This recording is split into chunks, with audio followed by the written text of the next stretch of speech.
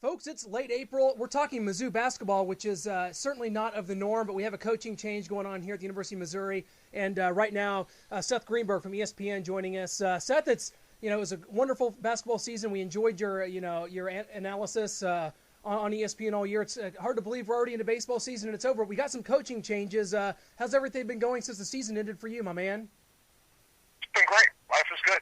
Absolutely. Well, kind of out of the nowhere last week on Thursday, it was reported Frank Haith was possibly interested in going to Tulsa. He does so. Did this surprise you in any way? And how did you feel about Haith's decision to move on to Tulsa? It was a surprise, to be honest with you. I mean, but not totally a shock. When you think about it, they had a season where they probably didn't fulfill their goals, and then after not fulfilling their goals, they lose a number of players to early departure. Put their names into the draft of two best players probably, and have some transfers, have some off the court things. And one thing about momentum in college basketball, when you lose momentum, it's hard to regain it.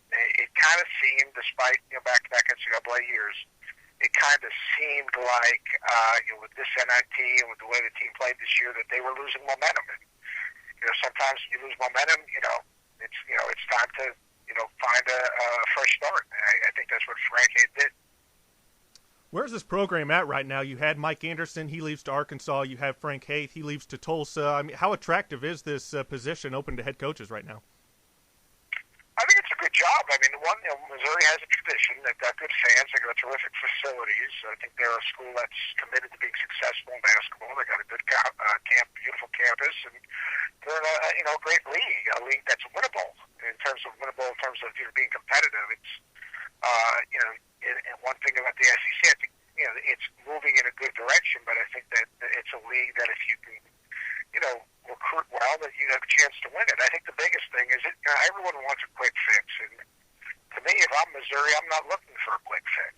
I'm looking for building a program, and so that you have stability, and then you can fill in each and every year with players. And I'm not sure that again it paid dividends, but I'm not sure recruiting 4 or 5 transfers is the best thing when you're trying to rebuild it. Now, Fred Hoiberg would disagree with me. He's been able to do that, do it well.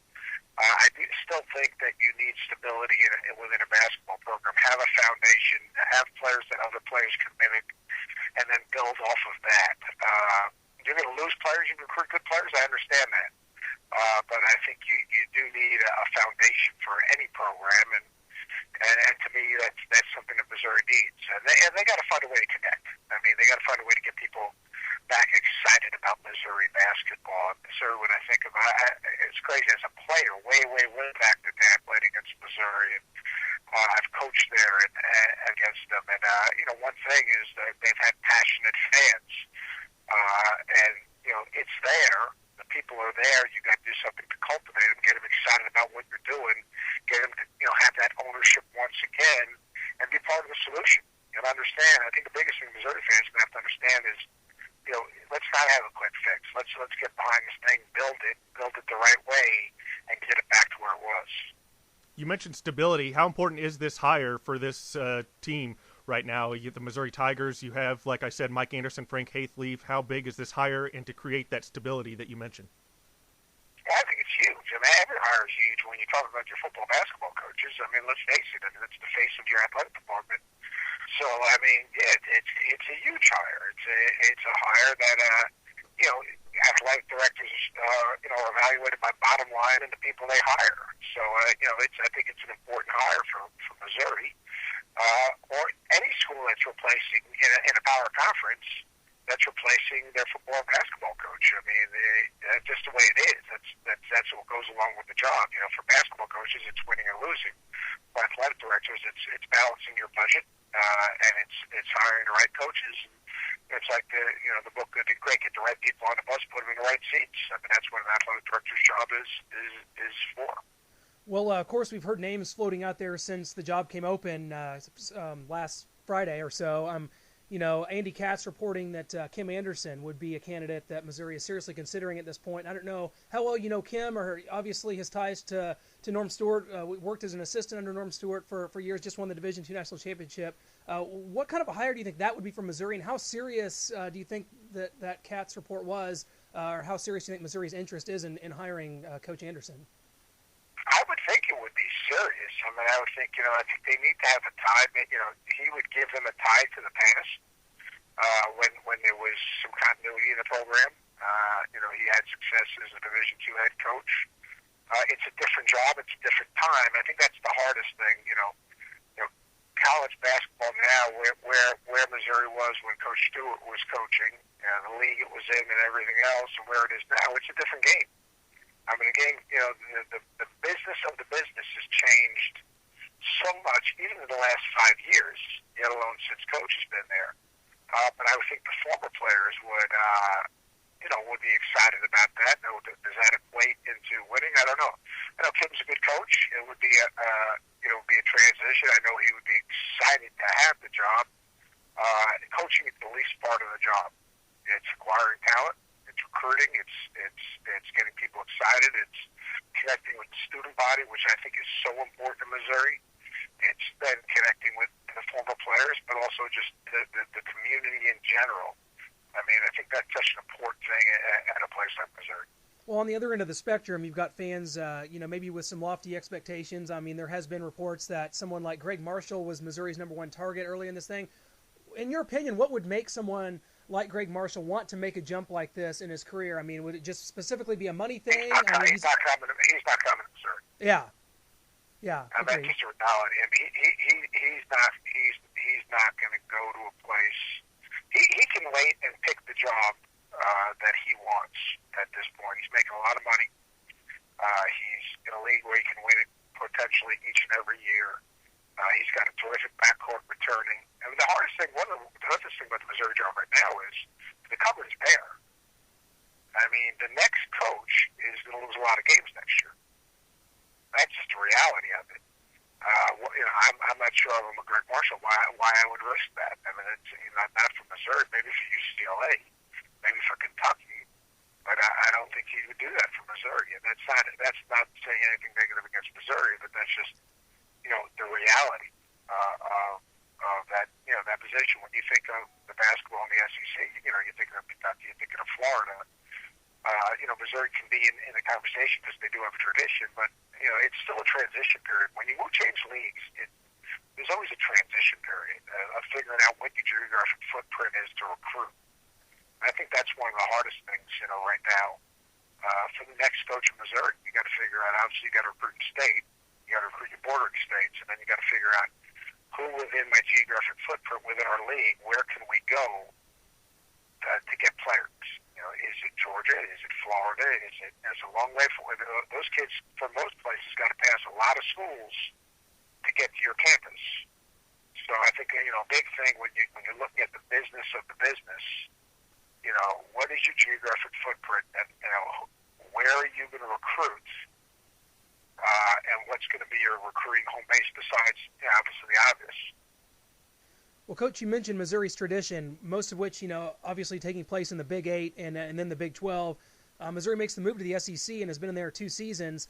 Did not sell out a game last year. Now, a lot of combinations to deal with that. The team underperforming, lots of circumstances.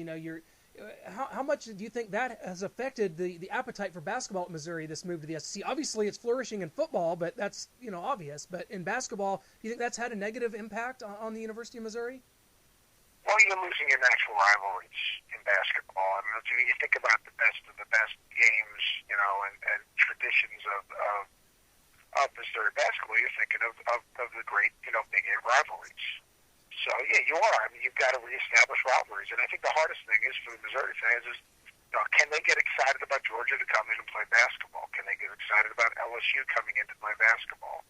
They probably get excited about Arkansas. Obviously, they're excited about Kentucky and Florida now, but who else in that league, if you're a Missouri fan, are you going to say, man, I can't wait to see that team play? Let me ask you guys that question. Yeah, obviously we've seen them get up for Arkansas with with Mike Anderson down there. You've seen Florida and one home game against Kentucky, but like you said, other than that, it's a tough sell. I went to the Mississippi State game this year, and it's a different environment. Like you said, I mean, it's not Kansas, it's not even Iowa State or Oklahoma State back in those old rivalries. And I think that is a big part of this, and that's going to be something interesting going forward. I think, if you establish a rivalry with Arkansas, that can really be a help. If you can get up there and finish third behind Kentucky and Florida and get in that mix, that could certainly be a help. But this new coach is going to have to find a way to do that, don't you think? Well, it's going to take time. I Yeah. mean, look at their roster. I mean, that's the problem. You got a really good rebounder in Williams, but you're losing Clarkson, who's a big athletic point guard. You're losing Brown, who's a very good player. The kid who was sitting out, Price. Again, if you look at the guys, I mean, I got to kick it. If you look at the guys that left Louisville, if they leave Louisville, most times they don't end up that good because if they're leaving Louisville, if they were good, Rick Pitino, and they fit, and they had the right stuff, Rick Pitino would have them sticking around. Oh, definitely. With this Missouri head coaching search that we have going on, we're wondering if we can float your name out there, Seth. You for new Missouri coach. You guys do whatever you want. I'm just happy that you guys had me on the show. I appreciate it. Absolutely. Well, I mean, jokes aside, I mean, how much do you enjoy the broadcasting side versus the pressure-filled job of being a head coach at the Division I level? I've got a great job. You miss the relationships with the players. You miss the competition. You miss putting together a plan and seeing it realized for sure. But ESPN's been great to me, and I've had a good experience. The things you miss in coaching are the relationships with the players. Putting together a plan, taking a Virginia Tech that didn't have ownership and hosting a college game day. Well, how'd that happen? We're going into Duke, Carolina, and winning. How'd that happen? So, those are the things that, the highs that you get from coaching that you can't get from anything else. That's just the reality of it. So it's, it's just a different, but I've got a lot of good, there are a lot of good things that are with this position that, I joke around when after I do a game or I do a show, not only can I eat, but I can taste the food. Right. Very, very well put. And we enjoy seeing you on ESPN. Always a highlight of the college basketball season, And Coach Greenberg, we appreciate you being on the show today talking about this Mizzou coaching search. We'll see how things shake out. We'll definitely be in touch, my man. Have a good off season. We'll look forward to seeing things fire up back in about April or October or so. You got it, man. Thanks, Coach. Appreciate it. Take care.